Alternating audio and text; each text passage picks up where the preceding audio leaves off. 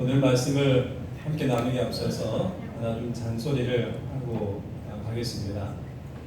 여러분, 우리가 금요 기도회를 제가 지난 주부터 오늘 광고에 실으면서 하고 있는 부분은 정말 우리가 날씨가 무더워지니까는 몸과 마음이 전부 다 풀어지죠.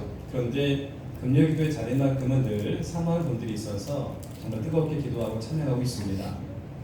제 마음에 그런 하나님의 감동이 있었습니다.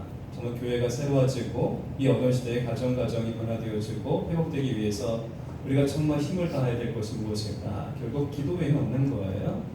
교회가 새로워지고 이 시대에 물들지 아니하고 순결한 신앙의 공동체가 되기 위해서는 기도 외에는 없습니다. 우리가 1년에 2차례 특별한 기도의 시간 간 것 외에 사실은 매주마다 금요일 저녁에 그렇게 우리가 늘 뜨겁게 기도하는 자리가 있잖아요. 항상 여러분 한 주간에 마감할 때에 또 혹시라도 정말 기도의 제목이 있다면은 금요 기도의 자리에 사모하셔서 오시면 하나님께서 은혜와 성령의 역사가 있게 될 줄 믿습니다. 기도의 자리에 사모하시고 특별히 이 금요 기도의 자리에 항상 그 자리에서 우리가 만나기 원하고요. 또 뜨거운 찬양과 기도와 말씀의 감격과 감동에 있는 그런 시간 되기 원합니다. 자, 잔소리는 제가 다음 주에도 더 이어가겠습니다. 오늘 히브리서 강의 8번째 시간으로 오늘은 예수님이 온전한 성소이다 라는 제목으로 함께 말씀을 나누겠습니다. 히브리서의 말씀이 아무래도 우리가 구약적인 요소가 많이기 때문에 상당히 생소하기도 하고 어려움도 있지만 그래도 이 안에는 깊이 있는 하나님의 분명한 메시지가 숨겨져 있음을 우리가 다시 한번 환기시키면서요 오늘 말씀에 집중하기 원합니다. 여러분, 유대인들의 신앙의 중심은 늘 성소에 있었습니다. 그런데 이 성소가 처음에 어디로부터 비롯되어졌는가? 그것은 출애굽 광야 시대 때에 하나님께서 모세를 통해 성막을 재정케 하신 데서부터 시작됩니다. 그런데 이 이름이 그 표현이 상당히 다양하게 성경에 기록되어 있어요. 여러 개가 아니라 하나입니다. 그런데 어떤 성격을 지내에 따라서 다양한 표현이 이루어지는데 이 9장의 말씀에서는 성소란 표현이 되어 있지만은 이외에도 여러 표현이 있습니다. 그것을 먼저 보려고 합니다. 우선 제일 많이 쓰여지는 것은 장막이란 말이에요. 장막이란 말은 하나님이 늘 함께 하시는 곳이라는 의미가 있죠. 또 이것은 성막이라고도 불려집니다. 성막, 거룩하신 하나님을 예비하는 곳으로 하나님께서 모세에게 그것을 지키게 하셨습니다. 또 이것은 회막이라고도 불려졌습니다. 회자라고 하는 것은 모임 회자예요. 하나님과 사람들이 만나는 곳이면서 또한 회중들이 모여서 그곳에서 하나님의 백성답게 각종의 일들을 결정하는 곳이기도 하였습니다. 또 이곳은 증거막이라고 하였습니다. 증거막, 하나님이 우리를 구원하시고 또 이끌어 가실 것을 증거하는 언약궤가 있는 곳, 그래서 이것을 번막이라고 하였죠. 하나님의 언약궤가 보관되어 있는 곳이기도 한, 그리고 이것을 성소라고도 하였습니다. 하나님의 거룩하심이 있는 곳. 오늘 제가 이 말씀 나눌 때에도 성소라기도 하고 성막이기도 하고 표현은 달리하지만 뜻은 같이 한다고 하는 것을 기억하시고요. 그런데 이와 같이 하나님이 모세를 통해서 광야 시대에 이 성막을 지켜야 했는데 이제 하나님이 약속의 땅에 그들을 이끌어내시고 그곳에서 시간이 지나간 다음에 다윗의 때에 이르러 12지파를 통일하고 국가를 세워나갑니다. 든든한 국가의 기초가 세워진 이후에 다윗의 대를 이은 솔로몬 때에 이르러 이 솔로몬이 무엇을 하였습니까? 바로 성전을 예루살렘에서 올리게 됩니다. 솔로몬이 지었던 성전은 그야말로 천문학적인 비용이 들어간 거대한 대규모 공사였습니다. 수많은 노동력들이 거기에 투여가 되었어야 했어요. 그리고 마침내 이스라엘 역사 가운데 가장 화려하고 아름다운 그런 성전이 지어졌습니다. 또한 이 성전 안에는 각종의 금과 은과 보석으로 치장한 그와 같은 성물과 기구들이 이제 그 안에 비치가 되었습니다.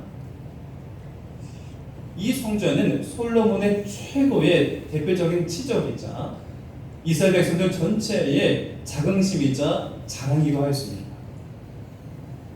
그런데 여러분, 이 성전이 훗날 어떻게 되었습니까? 솔로몬의 성전인 매우 유감스럽게도 주전 586년경에 바벨론이 침공을 해온 그때에 예루살렘 성부와 함께 어리르 성전마저도 허물어지게 됩니다.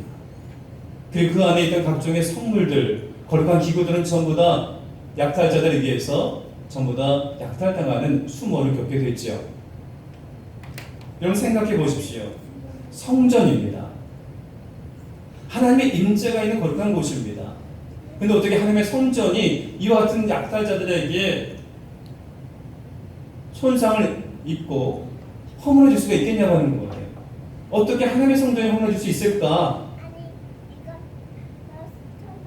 그런데 심지어 예수님께서는요, 예수님 시대 때에 그 성전을 바라보면서 이렇게까지 말씀하십니다. 이 성전을 헐어버려라.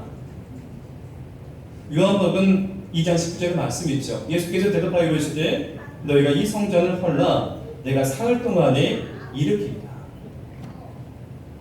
예수님은 한술 더 뜬 거예요. 성전을 허물어버려라고까지 말씀하십니다. 도대체 예수님 당시에 그 성전은 어떠한 성전이었길래 이렇게 예수님께서 말씀하셨던 것일까? 분명히 솔로몬이 지었던 성전은 오래전에 이미 허물어졌어요. 그리고 예수님 시대 때도 또다시 화려한 성전이 그곳에 서 있었습니다.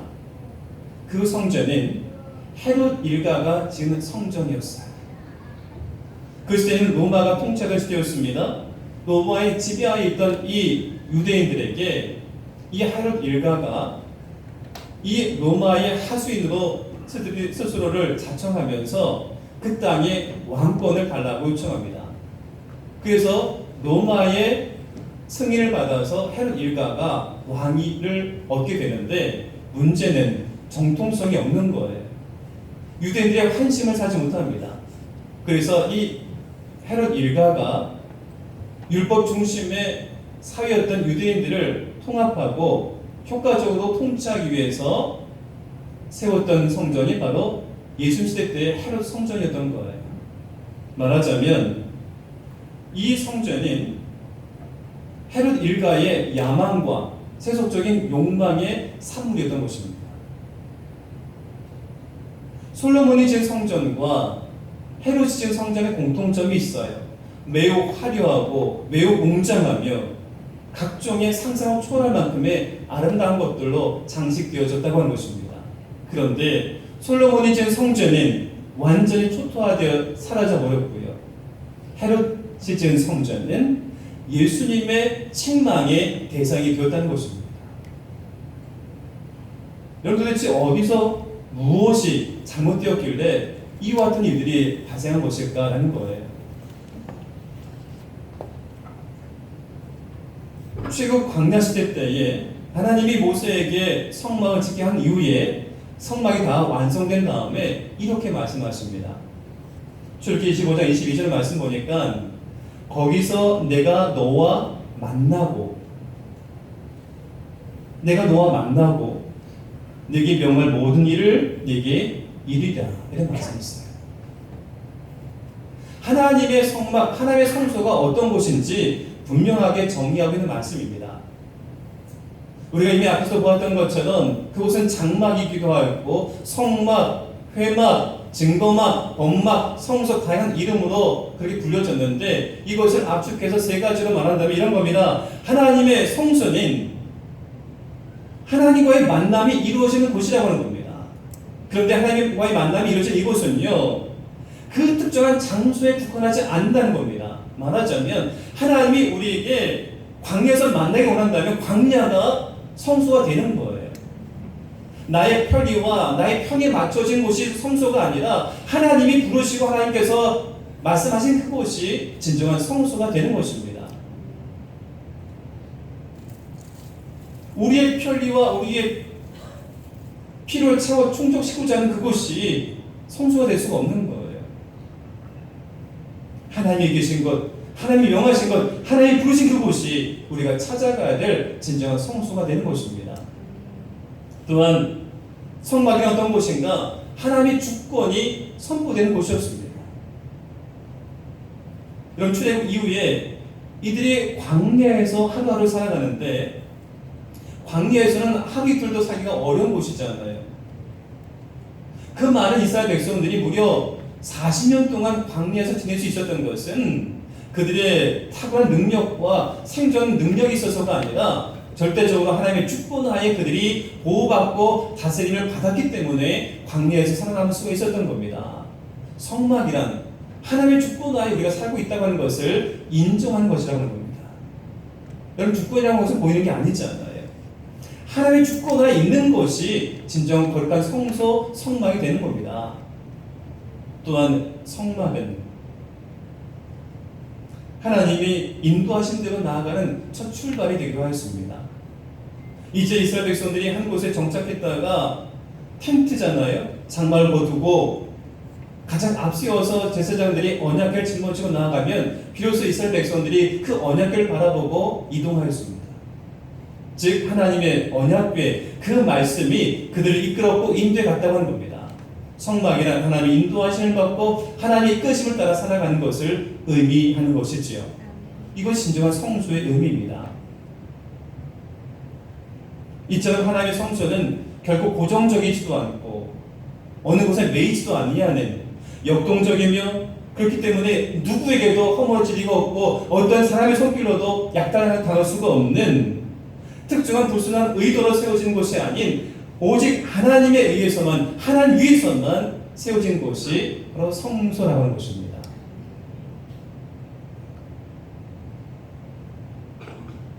환란의 시대에, 박해 시대에 다시 유대교로 돌아가려고 하던 이들에게 이 히브리서의 말씀은 이것을 알려주고 있는 거예요.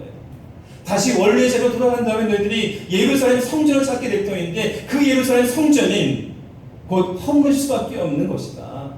허물지는 허상을 쫓지 말고 보이지 않는 하나님의 전통, 그 진정한 성막의 전통을 따라 그 성소의 믿음을 가지고 살아가 되지 않느냐.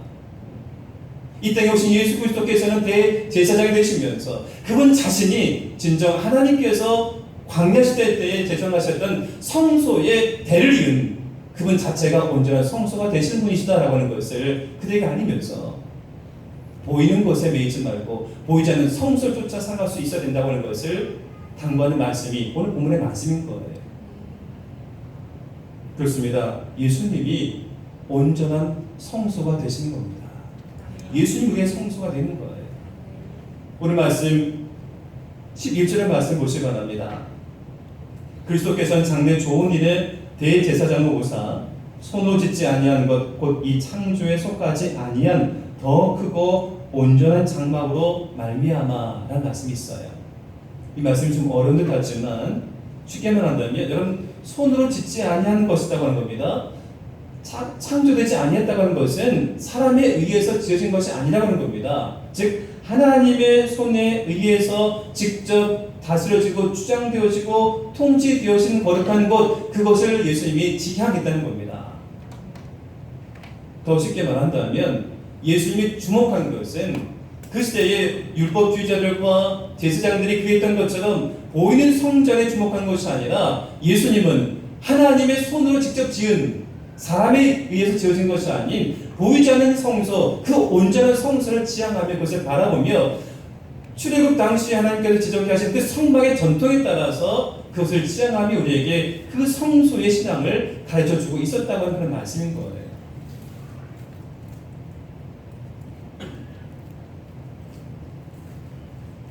그러니 예수님의 눈에는 헤롯의 성전은요, 오히려 보이지 않는 진정한 완전 무건 하나님의 성소를 가리우는 회방 요소밖에 되지 않는 것이죠. 그런 예수님께서는 그 성전은 허물라고까지 말씀하셨던 것입니다. 여러분, 이것이 기독교 역사 가운데 지대한 공헌을 남긴 성 어거스틴의 교회론에도 모티브가 되어지는 그런 말씀이 됩니다. 좀 어렵겠지만 우리가 신앙생활하면서 이것 하나만큼 꼭 기억하시기 바랍니다. 성 어거스틴의 교회론은요, 오늘 말씀을 근거로 하고 있어요. 모든 교회, 모든 성전의 출발은 출애굽 시대에 하나님께서 성막을 제정하게 하신 데서 시작되는 겁니다. 그런데 이 성전, 이 성소의 신앙이 솔로몬으로 이어간다면 솔로몬의 성전이 헤롯 성전이 이어가는 겁니다. 이 성전 반드시 언제거는 허물어질 수밖에 없게 되는 거예요. 이것이 보이는 교회의 모습입니다. 눈에 보여지는 교회의 모습. 어거스틴 말합니다. 보여지는 교회도 어느 정도 필요할 때가 있겠지만 진짜 우리가 따르고 우리가 추구하고 우리가 지향해야 될 교회의 모습이 무엇인가? 온전한 성소가 되신 예수 그리스도, 광야 시대 하나님께 지정케 하셨던 그 성수의 의미를 그대로 이어받으신 예수님, 그 예수님이 온전한 성소가 되시고 그 예수를 따르는 자들이 교회 공동체 이뤘던 신앙의 초대교회의 모습이었던 것이고, 신앙 공동체 그 모습을 따르는 사람들이 진정 교회의 지체가 되어 예수를 따르는 진정한 믿음의 사람되고 하는 것, 이것이 보이지 않는 교회의 전통인 거예요. 솔로몬과 헤롯의 정통을 따르는 이들은 결국 세속화되지 맙니다. 그래서 결국에는 겉은 화려해도 언젠가 다 허물릴 수밖에 없는 거예요.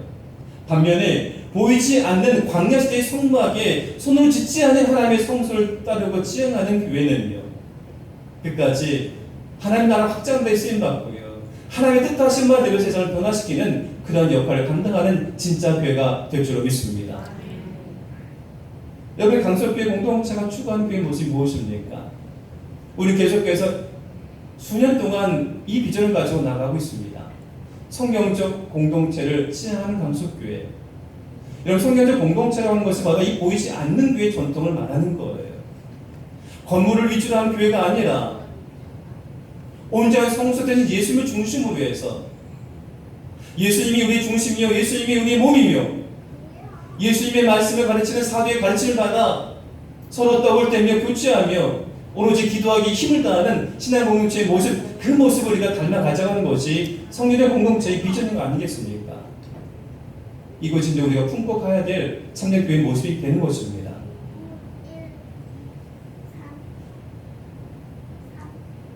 에베소 1장 23절 말씀 보면 보다 구체적으로 우리에게 이렇게 사도 바울은 증가하고 있어요. 교회는 그의 몸이니 만물 안에서 만물을 충만하게 하신 이의 충만함입니다.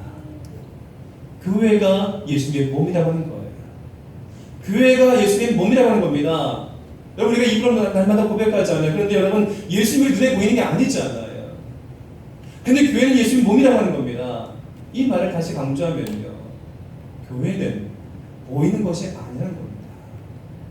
예수님 주라 신한 사람들이 모여서 함께 믿음을 나누고 삶의 교제를 나누고 오로지 기도하기 힘쓰며 예수님 그 말씀을 삶의 기준을 삼고 살아가는 그 신앙 공동체가 진짜 교회라는 거예요.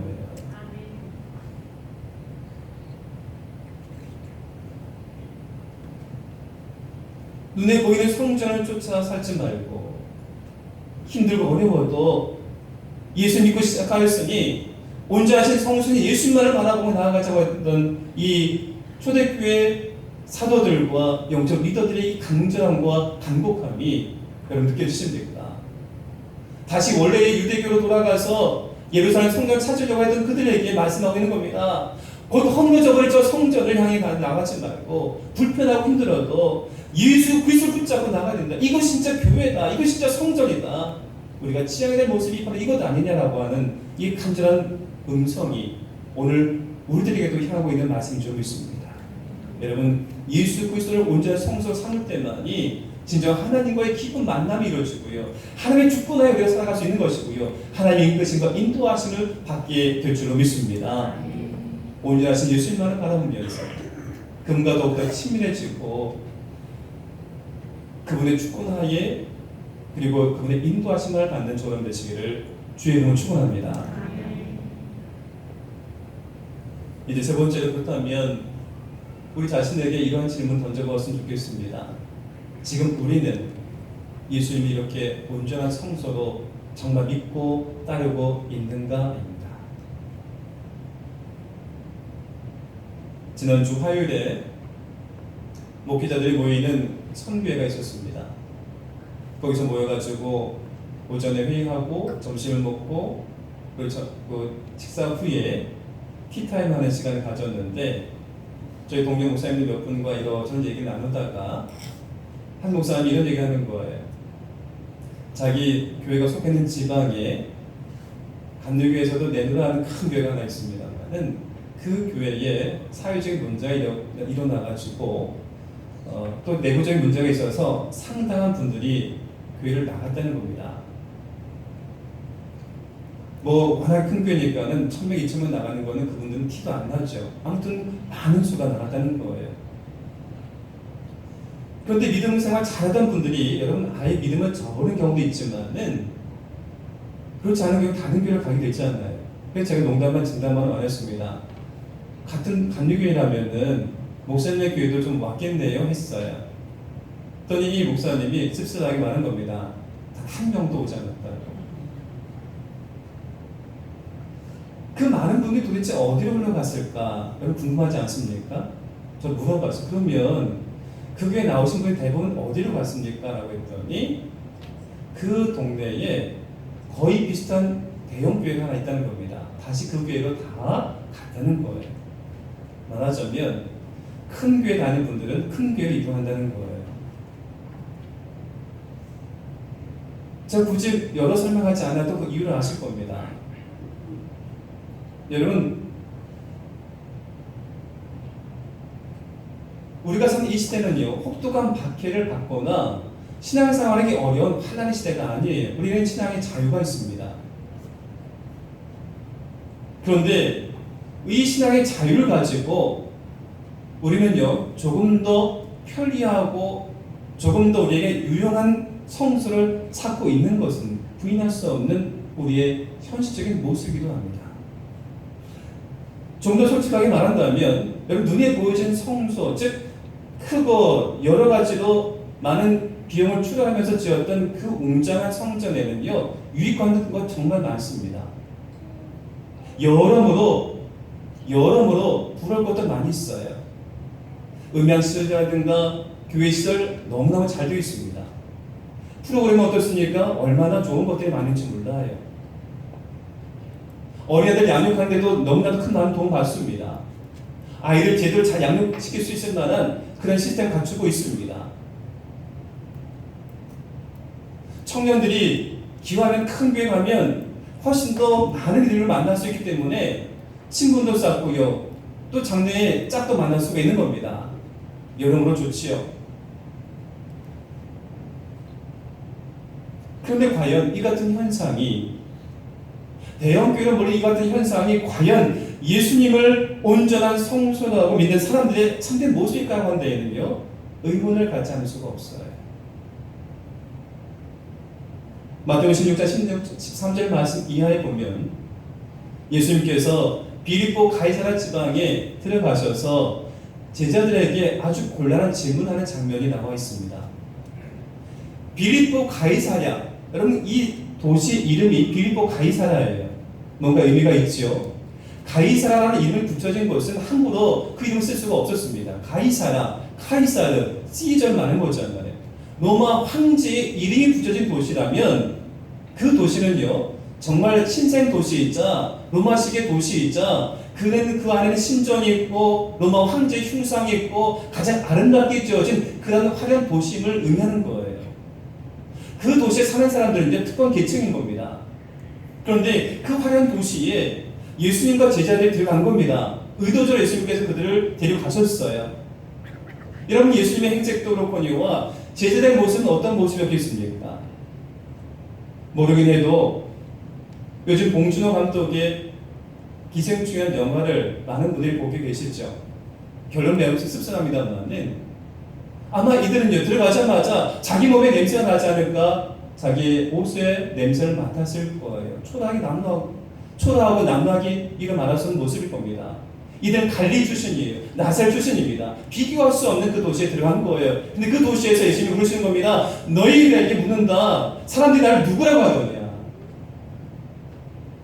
그리고 이어서 예수님께서 그들에게 전곡을 찌르는 질문을 던집니다. 너희는 나를 누구라고 하느냐? 너희는 나를 누구라고 하느냐?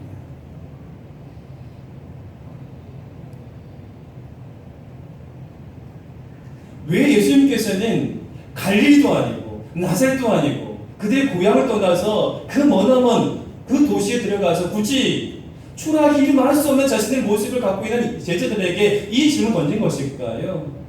이건 하나입니다. 앞으로 너희들이 제자로 살아갈 터인데 그 삶의 자리에서 눈에 보이신 것에 연연하지 말라는 겁니다. 현혹되지 말라는 거예요.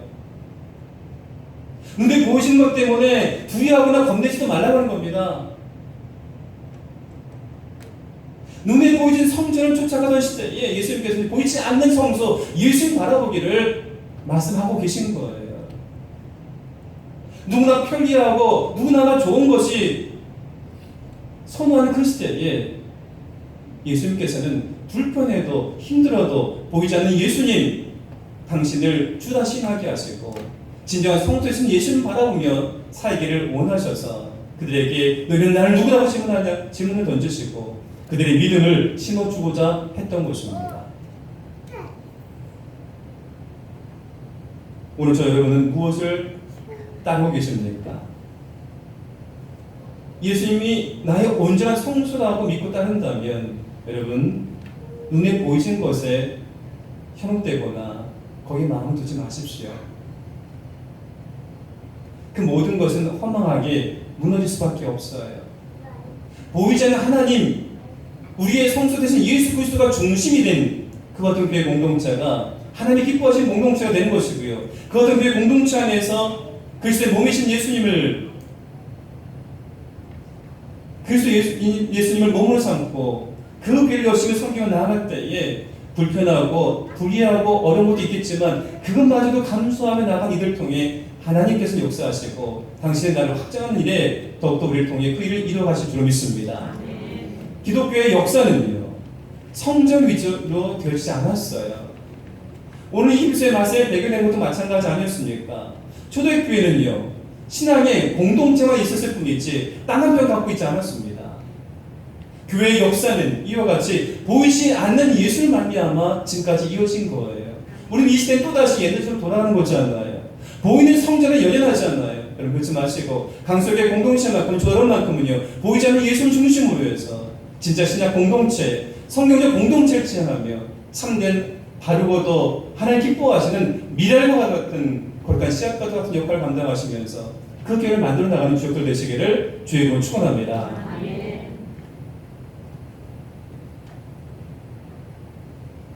오늘 말씀 결론적으로 이 이야기 하나를 들려드리고 마치려고 합니다.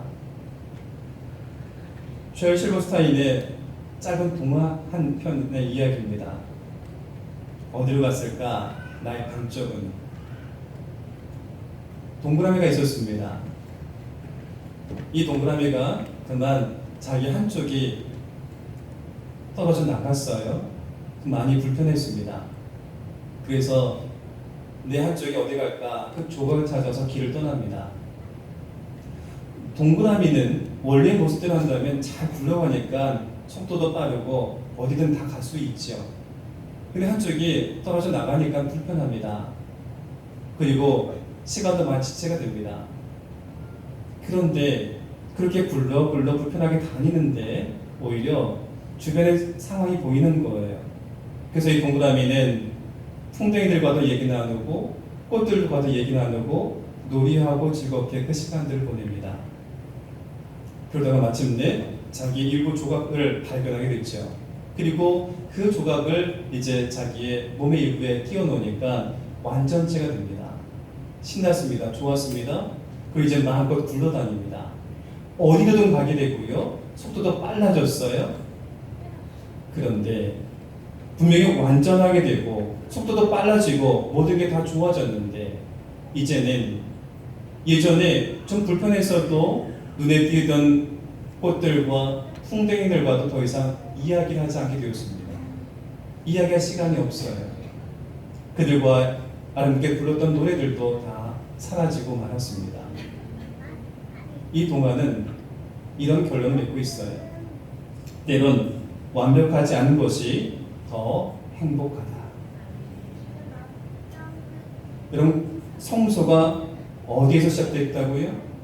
오늘 말씀 첫 번째 나왔던 말씀입니다. 성소는 광야에서 시작됐습니다.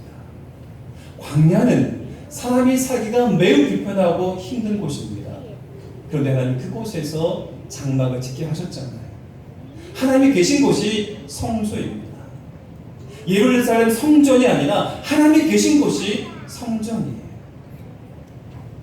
하나님과 함께하는 삶이, 예수 그리스도 중심한 삶이, 그분이 부르시는 대로 나아가는 삶이 때로는 불편하고 불리하고 어려운 될 수 있겠지만, 그래서 더 하나님과 친밀해질 수 있는 것이고요. 그래서 더 하나님의 은혜가 값진 것이고요. 그래서 더 하나님의 은혜가 충만하게 체험받을 수 있다면 그것이 진정 행복이 아니겠습니까?